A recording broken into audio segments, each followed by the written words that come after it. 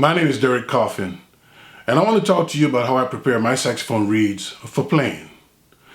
The first thing I do is remove the reed from the plastic wrapper. And then I would leave it in the open air for a few days up to a week. That way the reed could get acclimated. Once that's done, that's when I begin the process of curing the reed.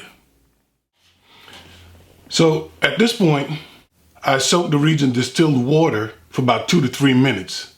Then I will lay them out on a flat surface like this glass surface I have here, flat side up, or to lay the reed up, and then I would let them dry out, of course.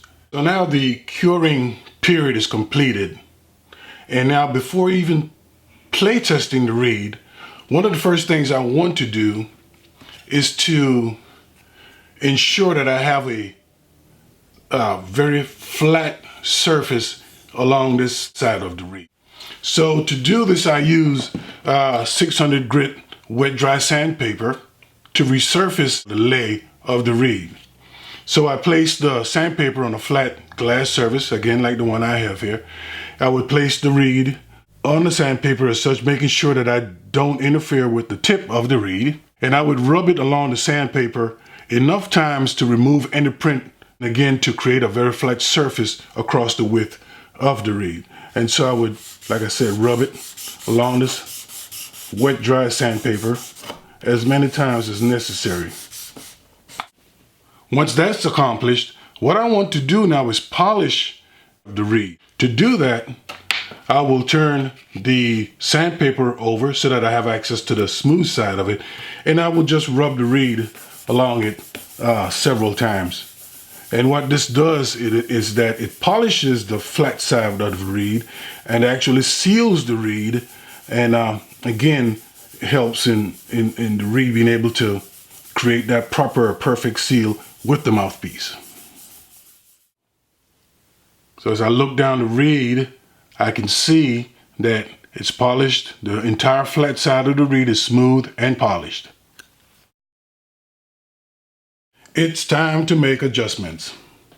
I have here a reed that I've marked up, and it shows the different areas of the reed. This entire area here is called a vamp. That's the upper vamp, and this here is your lower vamp. This part of the reed is called a heart. This is a part of the reed in an area that you really don't want to mess with or remove material from, because if you do, it can change the pitch of the horn. This area is called the rails or edges, and this area here this is the shoulder back here, but this area here is a part of the lower vamp, and it helps in improving the way the reed responds in the lower register.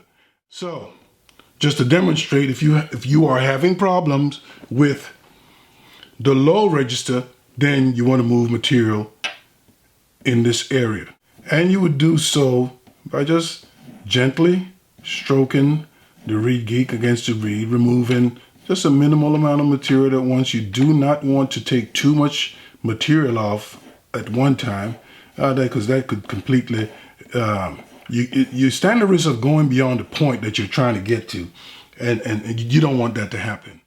Now, if you're having problems in the middle registers, or the middle register that is, what you want to do then is remove material from the rails or the edge of the reed. And you would use that indented area of the reed geek to very gently remove material from the rail. And you do so again by removing just a minimal amount of material. You do not want to take too much. I can't say that enough.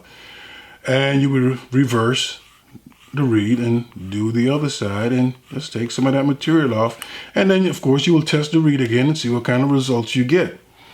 Once you've gotten the reed to play or respond the way you want to, then the adjustment period is finished. So this is how I prepare my reeds for playing the way I like them to.